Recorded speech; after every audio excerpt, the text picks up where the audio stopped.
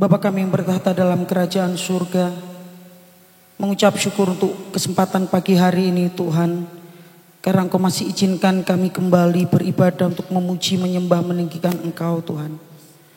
Walaupun di tengah situasi, kondisi yang seperti saat ini, tapi kami bersyukur kami memiliki Allah yang seperti Engkau, Allah yang tidak pernah meninggalkan setiap kehidupan kami. Biar di tengah-tengah apa yang terjadi saat ini Tuhan, kami boleh tetap melihat kebaikan-Mu. Kami boleh melihat kasih-Mu dalam setiap kehidupan kami. Penyertaan-Mu sempurna atas setiap kehidupan kami. Dan izinkan Tuhan untuk setiap kehidupan kami boleh layak untuk memuji, menyembah, meninggikan Engkau. Baik setiap kehidupan pribadi kami di tempat ini maupun kehidupan sidang jemaat-Mu di rumah masing-masing. Biar akhirnya kami semua boleh menikmati lawatan Tuhan. Kami boleh tetap merasakan hadirat Tuhan.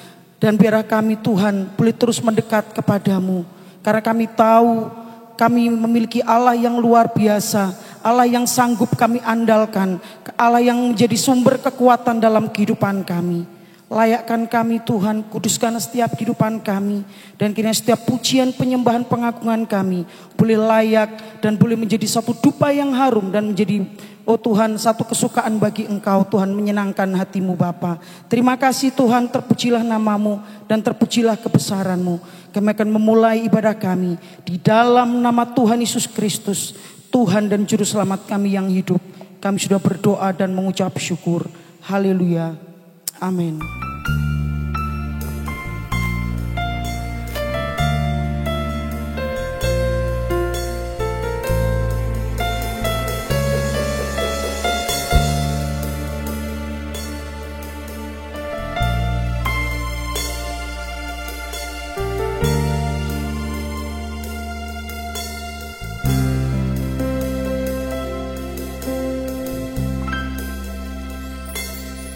Kau Bapa yang mengasihiku, kuasa-Mu memulihkanku, hati yang baru Kau berikan, untukku dapat rencana-Mu indah bagiku. Kau ada di setiap jalanku. Hatiku haus dan lapar akan Engkau.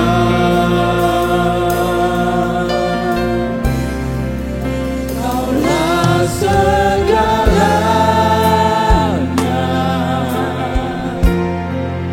di dalam hidupku, kerajaan-Mu, kebenaran-Mu, itu bagianku.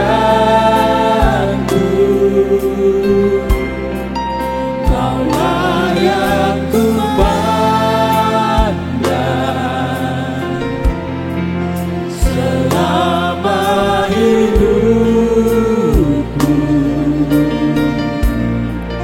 mengasihi-Mu, memuliakan-Mu, Bapa dan Rajaku.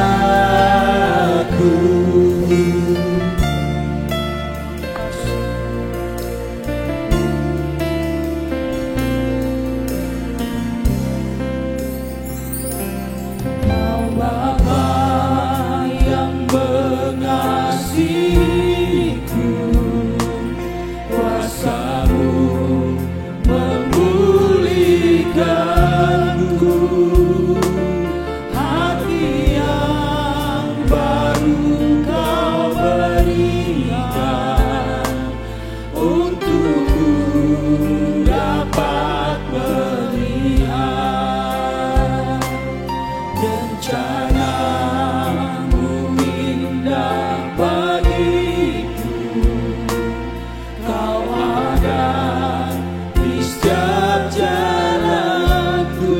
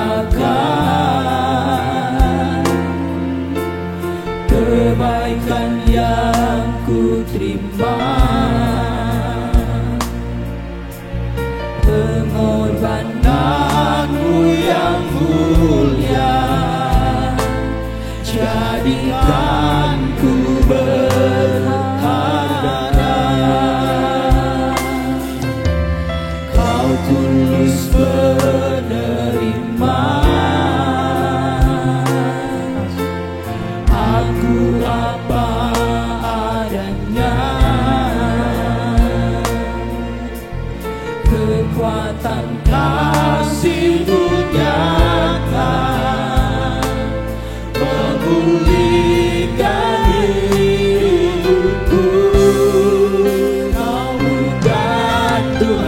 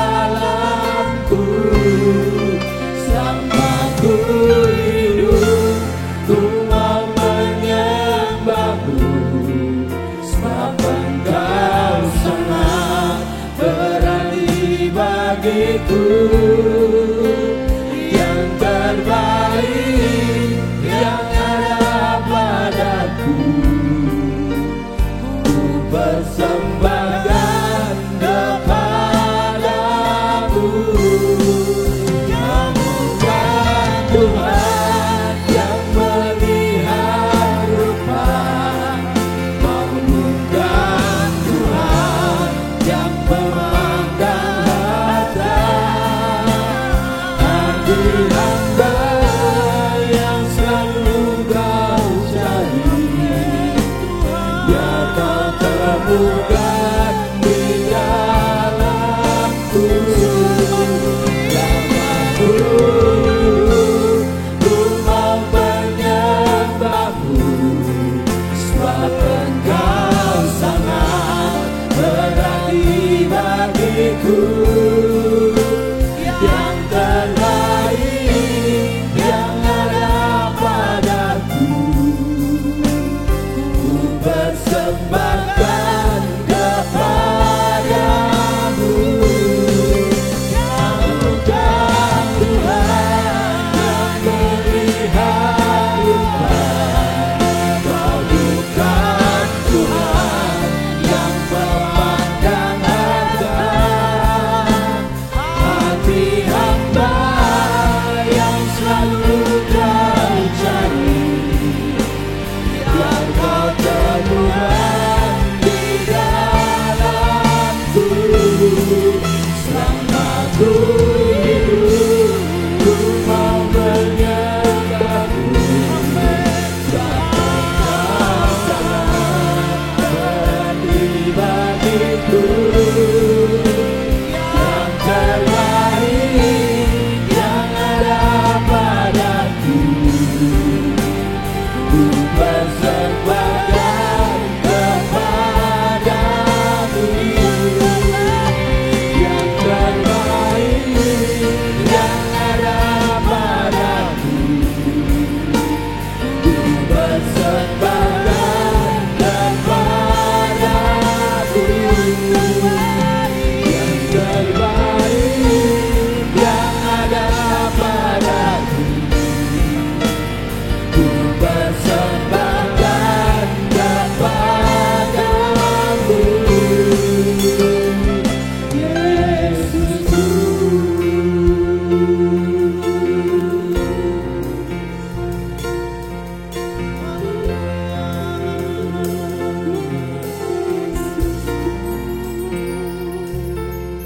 Kami sungguh mengucap syukur buat kasih dan anugerah-Mu dalam kehidupan kami ya Bapa. Kalau Engkau telah mengangkat kami untuk menjadi anak-anak-Mu Tuhan, kami bersyukur buat kebaikan-Mu. Kami sudah memuji dan memuliakan nama-Mu ya Tuhan. Dan kini tiba saatnya kami rindu untuk menerima kebenaran firman-Mu. Mari ya Bapa, Engkau membimbing kami, Engkau menuntut kami. Layakkan kami untuk menerima firman-Mu Tuhan. Biarlah firman-Mu yang kami terima pada hari ini boleh membentuk kehidupan kami semakin hari semakin berkenan di hadapan-Mu, untuk menjadi anak-anak-Mu yang selalu taat akan Engkau ya Bapa. Terima kasih ya Tuhan, terima kasih. Biarlah melalui firman-Mu boleh semakin hari semakin menumbuhkan keimanan kami di dalam Engkau Tuhan. Walau apapun yang terjadi di dalam kehidupan kami tetap kuat dan tetap berpegang teguh di dalam Engkau Bapa. Terima kasih Tuhan, terima kasih.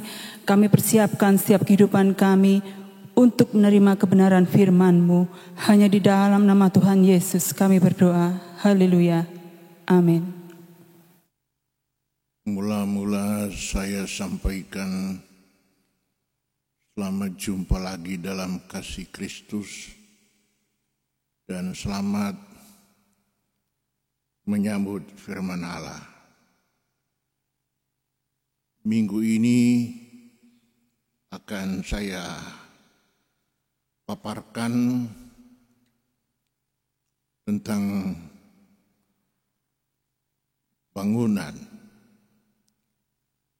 Bangunan yang didirikan oleh Tuhan sendiri dengan berfundasi pada dirinya sendiri pula. Ada 3 faktor penting yang harus diketahui. Yang pertama adalah fondasi bangunan. Ada 3 poin akan saya jelaskan. Poin yang pertama, fondasi itu sendiri. Poin yang kedua, bangunan yang dibangun di atasnya tahan api atau tidak. Yang ketiga, bangunan yang didirikan di atasnya yang tidak tahan api. Faktor yang kedua, bangunan diuji dengan api. Bangunan yang tahan uji, poin yang pertama, bangunan yang dapat pahala di kemudian hari. Poin yang ketiga, bangunan yang tidak tahan uji, akibatnya terbakar. 4, selamat, tetapi sengsara akan ia alami. Faktor yang ketiga adalah kamu adalah rumah Allah. Poin yang pertama, kamu adalah rumah Allah. Poin yang kedua, yang merusak bait Allah akan dihukumnya. Dan bait Allah adalah kamu dan kudus. Kita akan memulai dari yang pertama. Fondasi bangunan. Ini berbicara mengartikan tentang bangunan kehidupan keimanan Kristiani kita. Landasan bangunan atau fondasi bangunan adalah Tuhan Yesus, sebagaimana yang termaktub dalam 1 Korintus pasal yang ke-3 ayat yang ke-11. 1 Korintus pasal 3 ayat yang ke-11. Demikian firman Allah menyatakan,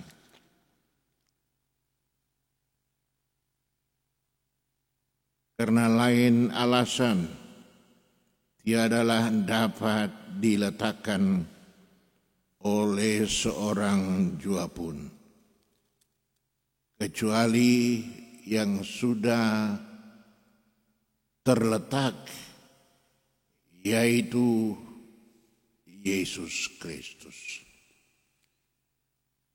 Kala kita mula-mula percaya menerima Yesus Kristus sebagai Sang Juru Selamat pribadi kita, hak keselamatan telah kita peroleh.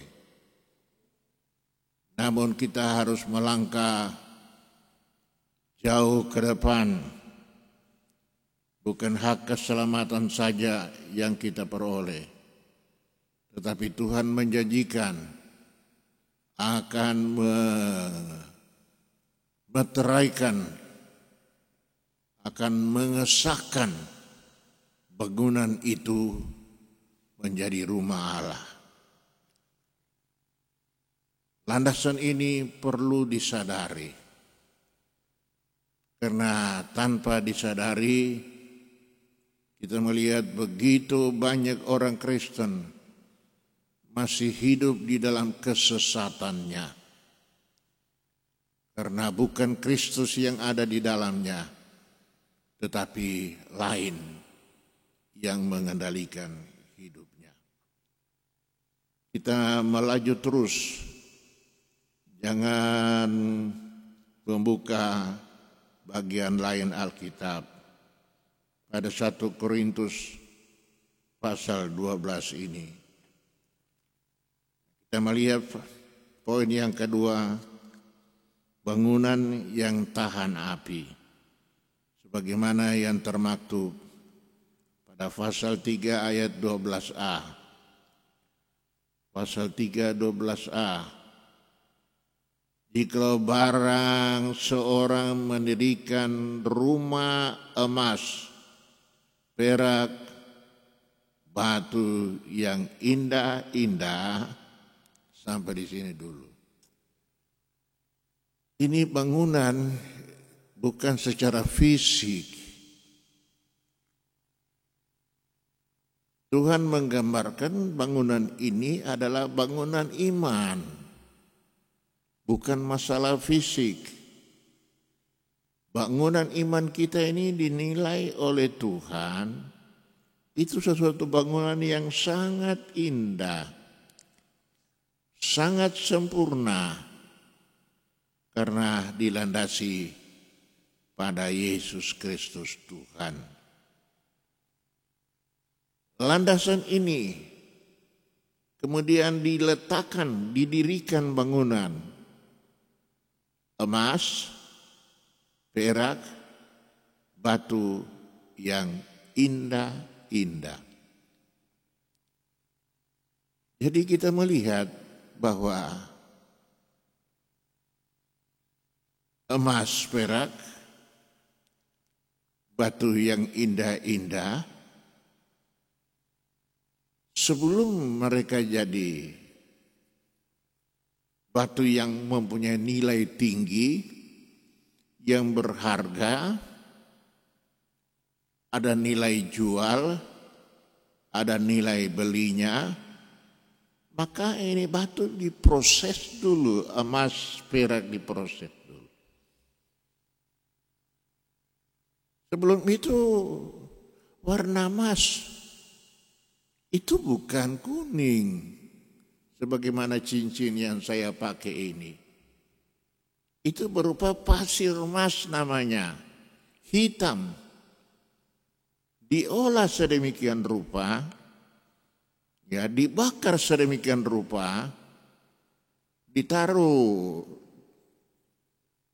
nilai-nilai kimia yang memisahkan kotoran dan emas, terus menerus sehingga terwujudnya emas yang tulen.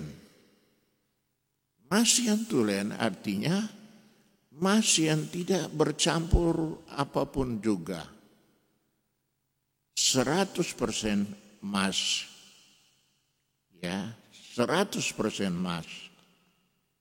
Ini adalah bentuk bangunan yang paling indah. Yang kedua adalah perak.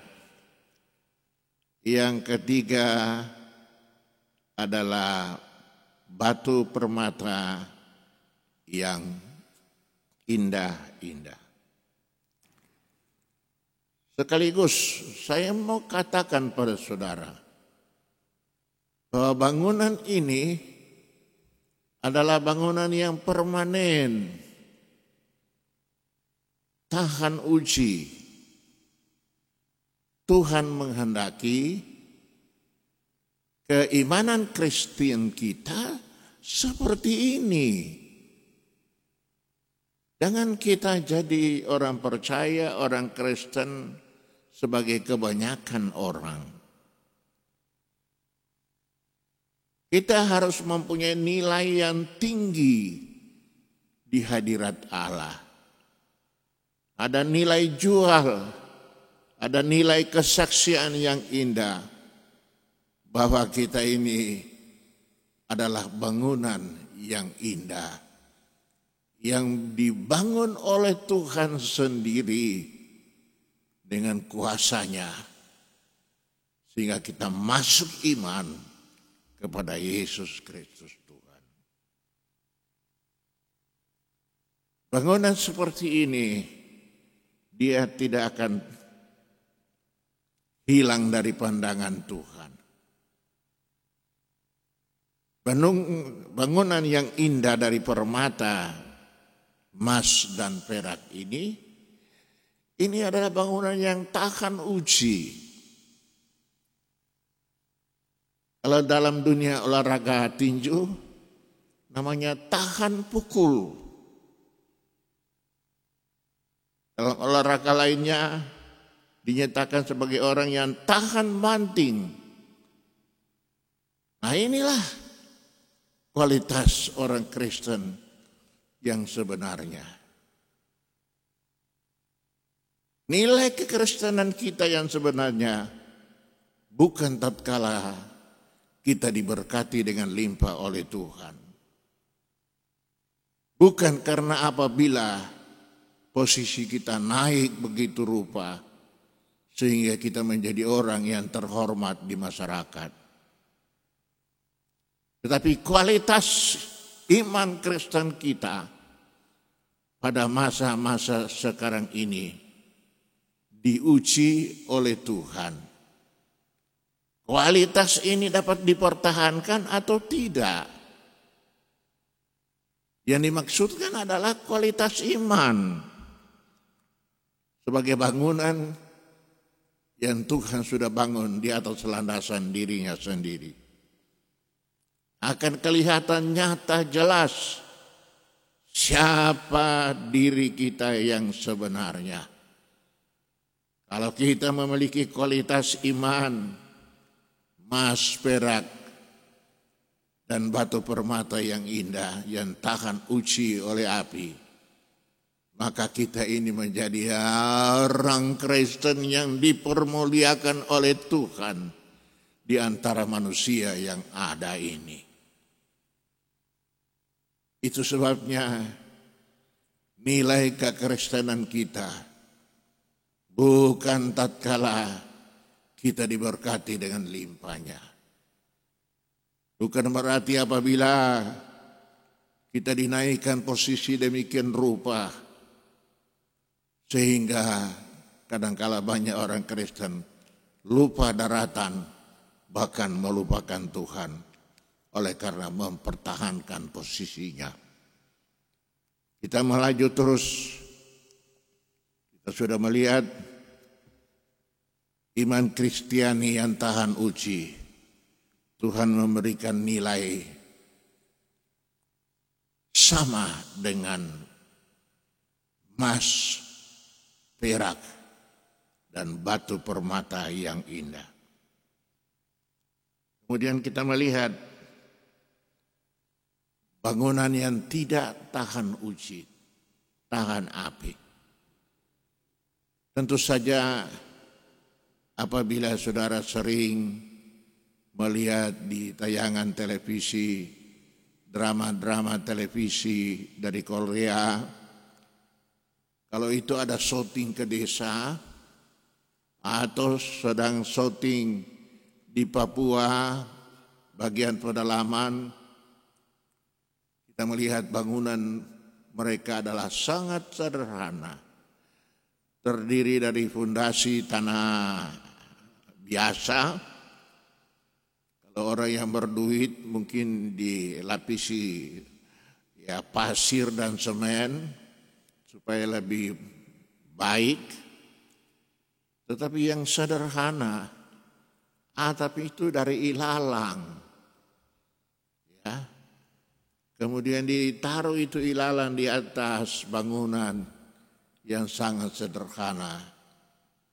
Walaupun demikian tentu saja adalah bangunan yang cukup kokoh.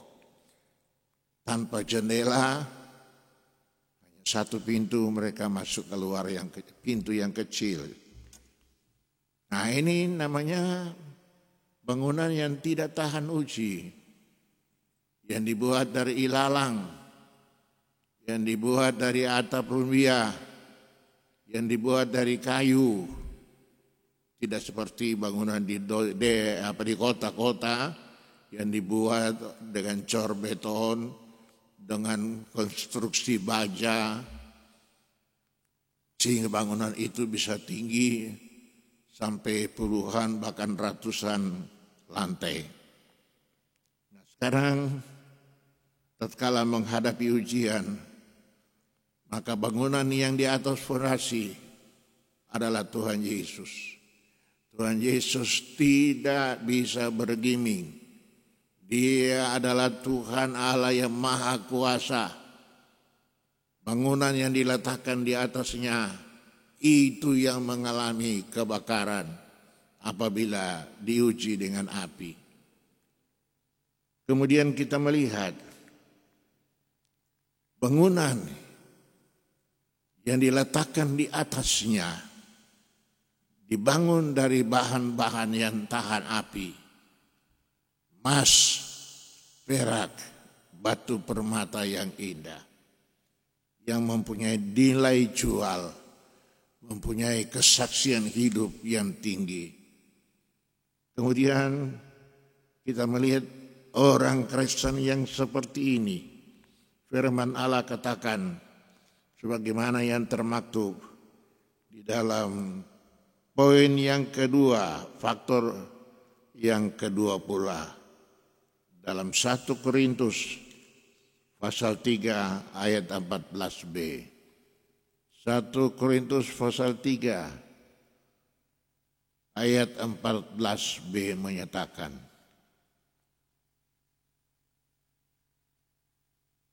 niscaya diperolehnya pahala kelak. Kalau kita berbicara tentang pahala, ini bukan upah. Upah dan pahala tidak sama. Pahala dapat dinikmati kalau kita masuk ke surga. Upah bisa dinikmati tatkala kita berada di bumi ini. Segala sesuatu yang kita lakukan untuk kemuliaan nama Tuhan di bumi ini, itu kita mendapatkan upah dari pekerjaan yang kita lakukan. Apa saja untuk kemuliaan nama Tuhan. Nilai yang paling kecil mungkin pikiran orang demikian adalah doa. Tetapi di hadirat Tuhan, doa ini adalah sesuatu yang luar biasa.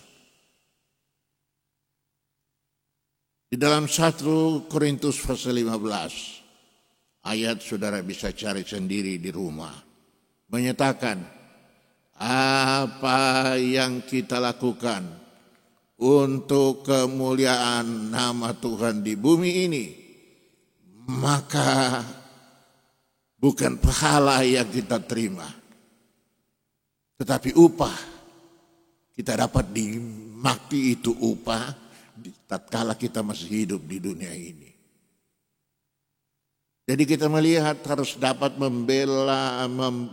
membedakan dengan jelas apa yang dimaksudkan dengan upah dan apa yang dimaksudkan dengan pahala.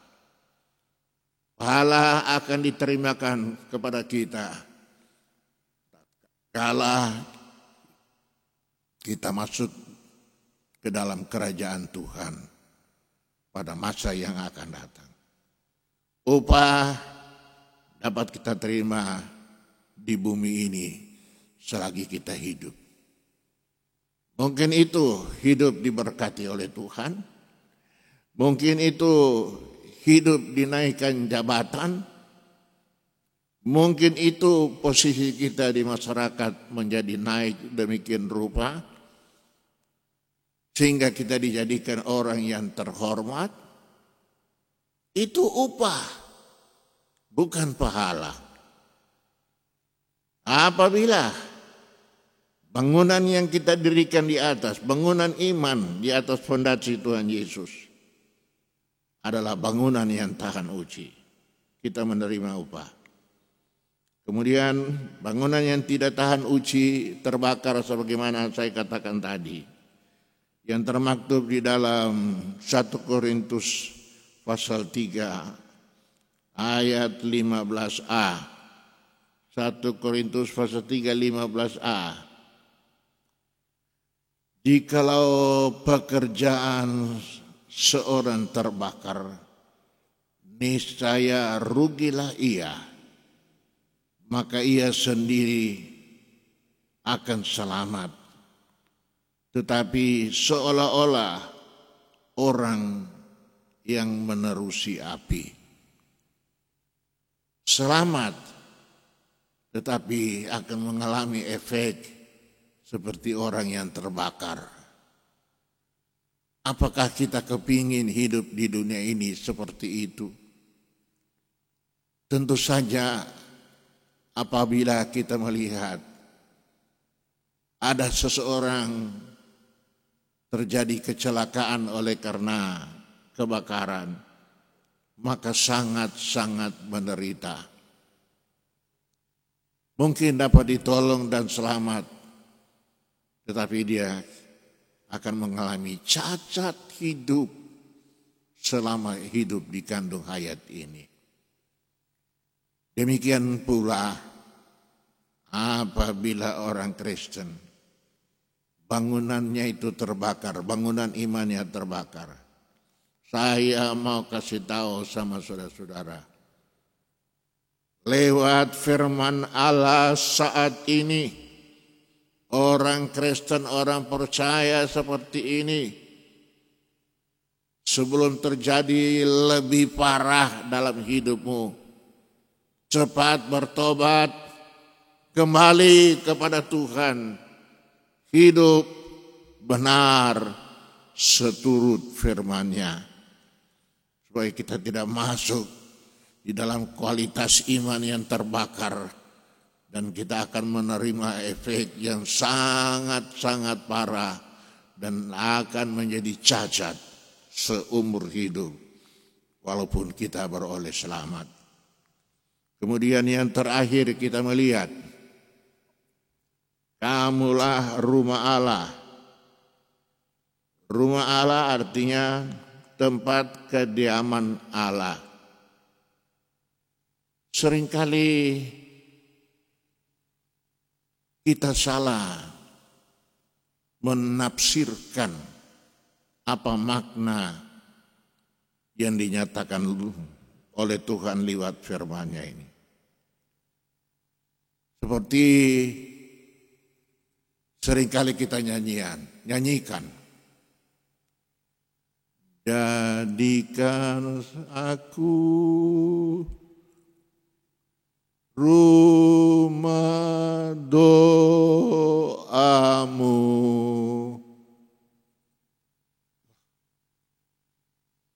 Tuhan Yesus tidak berdoa di dalam hidup kita ini. Yang berdoa di dalam hidup kita ini adalah diri kita sendiri. Bukan rumahmu, tetapi rumahku. Hidup ini harus dijadikan tempat doa. Doa artinya kita berhubungan dengan Tuhan secara pribadi.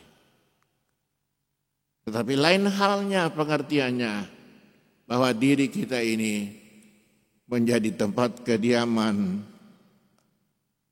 Allah atau rohnya yang kudus, roh kudus. Sebagaimana yang termaktub dalam 1 Korintus pasal 3 ayat 16. 1 Korintus pasal 3 ayat 16 menyatakan, tiadakah kamu ketahui bahwa kamu rumah Allah dan roh Allah diam di dalam kamu. Kapan kita menjadi rumah Allah? Sebagaimana termaktub dalam surat Galatia pasal 6 ayat 4. Tatkala roh anaknya masuk ke dalam hati kita, maka kita memanggil Tuhan, Aba, ya Bapa. Aba itu bahasa asing, bahasa Arab. Bapak bahasa Indonesia. Karena tatanan bahasa Indonesia dalam satu kalimat tidak bisa terdapat dua kata yang sama. Maka kalimat ini satu menggunakan bahasa asing yang sudah diterjemahkan atau dipakai menjadi baku, maka kalimat ini digunakan dan menjadi kalimat yang sempurna. Aba, ya Bapa. Dalam bahasa yang lebih sederhana artinya Tuhan adalah Bapa.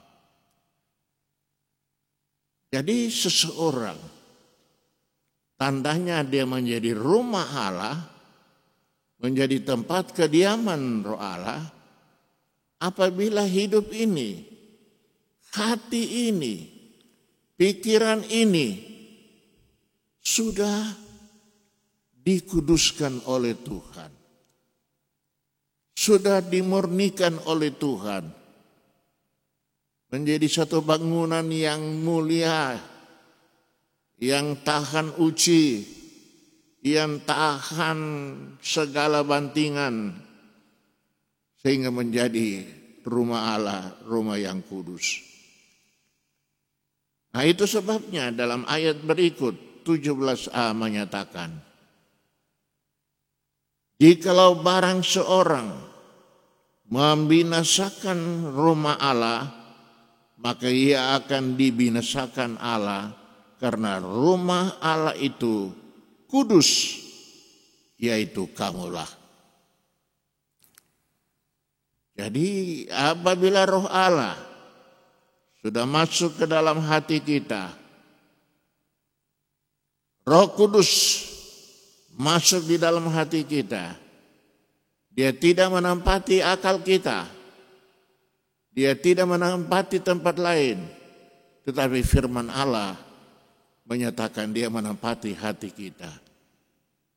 Begitu dia berada di dalam hati kita, kita memanggil Aba ya Bapa. Manakah pada saat yang sama pula kita telah dimeteraikan, disahkan oleh Tuhan Yesus sendiri menjadi anak-anak Allah.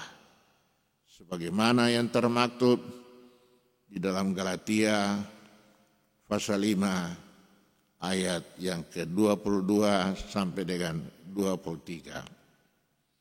Nah, itu sebabnya saya mengakhiri penjelasan ini. Betapa pentingnya kita yang sedang diperhadapkan oleh ujian iman ini. Jangan main-main dengan hidup ini. Kita selalu harus mawas diri, selalu introspeksi, melihat ke dasar hati kita yang terdalam. Hati kita yang terdalam tidak ada yang tahu, hanya Tuhan Yesus sendiri dan diri kita sendiri. Apabila kita menipu orang lain yang mengerti dengan baik, yang melakukan, dan Tuhan Yesus sendiri. Jadi hati-hati dengan hidup ini.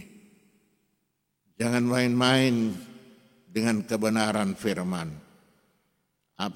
Bila kita melanggar firman Allah katakan tadi, kita akan dihakimi oleh Tuhan. Kalau kita masuk di dalam penghakiman Tuhan, itu adalah penghakiman yang paling adil di dunia dan di akhirat. Nah, itu sebabnya sekali lagi kami tandaskan, baiklah hidup kita ini kita jadikan tempat kediaman Roh Allah. Supaya dengan Roh Allah yang berada di dalam hidup ini, di dalam hati kita, dia dapat mengendalikan hidup ini. Sebagaimana yang termaktub di dalam Galatia pasal 5 ayat 25. Apabila kita hidup dengan pimpinan Roh Allah, maka kita akan menjadi anak-anak Allah yang taat pada firman-Nya. Kita tunduk kepala, memohon belas kasih Tuhan, supaya lewat firman Allah ini, kita benar-benar menjadi bangunan yang mulia, yang didirikan di atas fondasi pribadi Tuhan sendiri. Tuhan Yesus, siapa dia orangnya, umatmu yang mendengar firman Allah ini, apabila ia belum bertobat, kiranya tangan Allah terulur ke atasnya menjamah, supaya dia bertobat, benar-benar hidupnya menjadi bangunan yang mempunyai nilai yang tinggi, nilai kesaksian, supaya nama Tuhan dipuji dan dimuliakan. Umat Tuhan sedang diperhadapkan pada ujian iman. Kiranya Tuhan memampukan supaya kami selalu berharap sesuai dengan janji firman-Mu. Carilah dahulu kerajaan Allah dengan segala kebenarannya, maka segala yang kamu butuhkan akan dilimpahkan oleh Tuhan. Tuhan tidak pernah ingkar janji, Tuhan tidak pernah menipu umatnya, tapi kita seringkali menipu Tuhan dengan kelicikan hidup ini. Terima kasih Tuhan Yesus.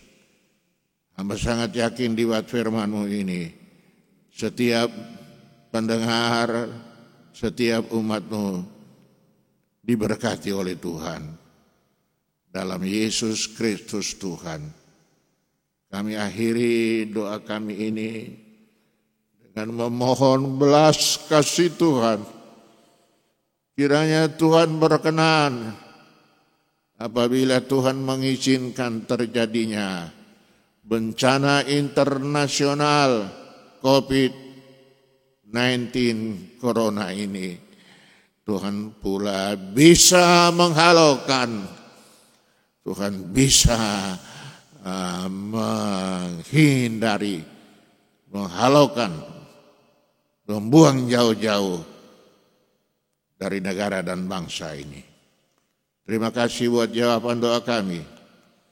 Kami syukuri ini semua dalam nama Tuhan Yesus. Amin.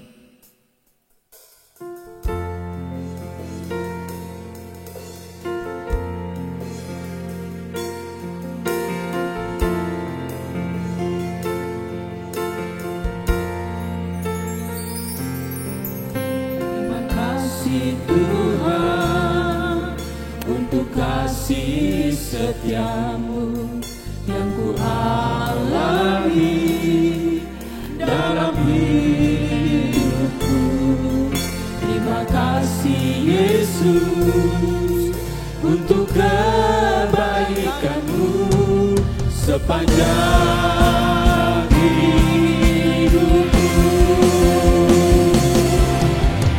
Terima kasih Yesusku.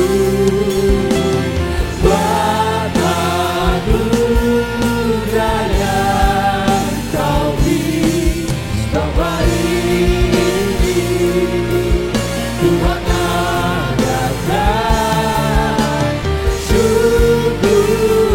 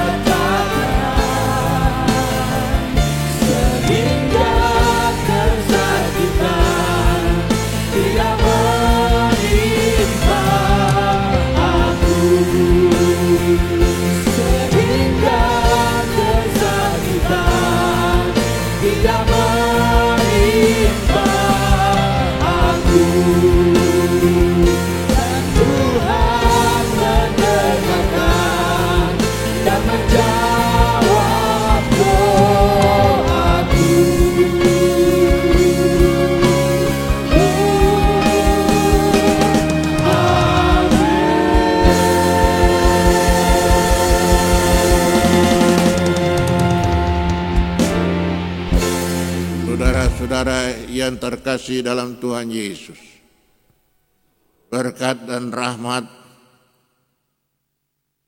nikmat daripada Bapa, kasih sayang Tuhan Yesus, serta persekutuan Roh-Nya yang kudus menyertai kita mulai saat ini sampai Maranatha.